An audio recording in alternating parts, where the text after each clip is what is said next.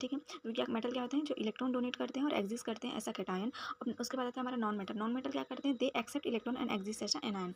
अब मेटल्स क्या होते हैं, जिनमें जो मेटल होता है और नॉन मेटल दोनों की तरह वो बिहेव करते हैं। They have both metal and non metal properties, है ना। तो जैसे कि हमारे ये जो होता है वो हमारे क्या होते हैं, नॉन मेटल की तरह बिहेव करते हैं। उसके बाद हम लोग देखते हैं स्लैटस रूल। तो स्लैटस रूल क्या होता है, हमको इफेक्टिव न्यूक्लियर चार्ज निकालना होता है, तो उसके लिए अपन क्या करते हैं, स्लैटस रूल लगाते हैं। तो स्लैटस रूल जो होता है वो होता है Z effective is equal to Z minus sigma होता है। ठीक है। तो जिसमें से हमारा सिग्मा मतलब होता है स्लैटस कांस्टेंट, और ये जेड जो होता है मतलब होता है एटॉमिक नंबर। तो एटॉमिक नंबर माइनस सिग्मा, है ना। तो जेड माइनस सिग्मा होता है, जिसे हम लोग क्या निकालते हैं, इफेक्टिव न्यूक्लियर चार्ज निकालते हैं।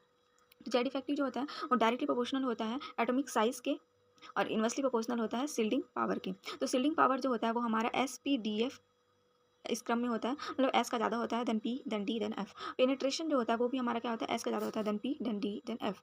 उसके बाद हम आते हैं नेक्स्ट, हमको निकालना है, जैसे यहाँ पे हमारा फॉर्मूला क्या कह रहा है, हमारे यहाँ पे फॉर्मूला कह रहा है कि Z effective is equal Z minus sigma. तो यहाँ पे हमको अब सिग्मा स्लैटस कांस्टेंट जो होता है वो हमको निकालना है। तो स्लैटस कांस्टेंट निकालने के लिए, मतलब सिग्मा निकालने के लिए हम एक होता है पहले हमको निकालना है, यदि हमारा वैलेंस इलेक्ट्रॉन जो होता है वो अगर एस और पी में प्रेजेंट है, तो उसके लिए हमारा सिग्मा कैसे निकालेंगे। तो उसके लिए फॉर्मूला है सिग्मा इज इक्वल टू इन nth electron into 0.35 n-1 electron into 0.85 plus 1 into remaining electron. ये हमारा क्या है, सिग्मा का फॉर्मूला है।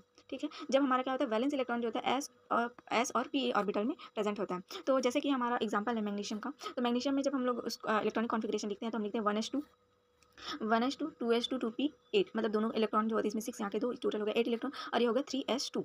ये हमारा इलेक्ट्रॉनिक कॉन्फिगरेशन हो गया। अब इसमें हम लोग लिखेंगे कि फॉर्मूला में n into nth electron into 0.85। तो यहाँ पे क्या हो जाएगा, ये हमारा n सेल हो जाएगा, ये हमारा n-1 सेल हो जाएगा, और ये हमारा रिमेनिंग इलेक्ट्रॉन्स हो जाएंगे। ठीक है।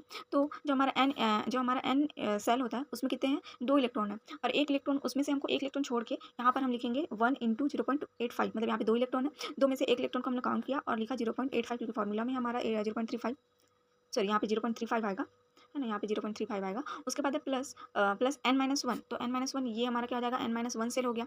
तो n-1 सेल से हम कितना 8 इलेक्ट्रॉन है, तो यहाँ पे लिखेंगे 8 इंटू 0.85, ये हमारे फॉर्मूला में है 0.85 प्लस। अब उसके बाद रिमेनिंग इलेक्ट्रॉन कितने हैं, तो रिमेनिंग इलेक्ट्रॉन हमारे कितने हो जाएंगे, रिमेनिंग इलेक्ट्रॉन है 2, तो ये हमारा हो जाएगा 2 इंटू 1। तो ये हमारा निकल के जेड इफेक्टिव, सॉरी सिग्मा निकल गया। तो अब हमारा जो फॉर्मूला है Z effective is equal to Z minus sigma. तो जेड मतलब हमारा क्या होता है, एटॉमिक नंबर होता है। तो मैग्नीशियम के लिए एटॉमिक नंबर क्या है, मैग्नीशियम का एटॉमिक नंबर है 12, और हमने अभी निकाला सिग्मा, तो सिग्मा कितना आया हमारा 9.15। तो इस तरह से हमारा आंसर आया 8.5। तो ये जो होता है वो हमारा मैग्नीशियम का जेड इफेक्टिव निकल गया।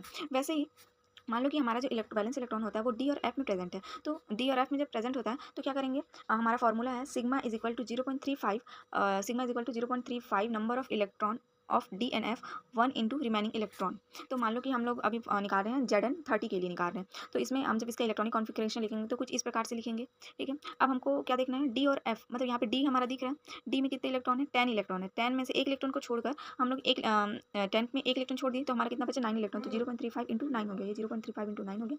अब बाकी जो बचे इलेक्ट्रॉन है हमारे फॉर्मूला में 1 इंटू रिमेनिंग इलेक्ट्रॉन, ये हमारा 3D 10 से एक इलेक्ट्रॉन निकाल दिया और 9 इलेक्ट्रॉन काउंट किए 0.35।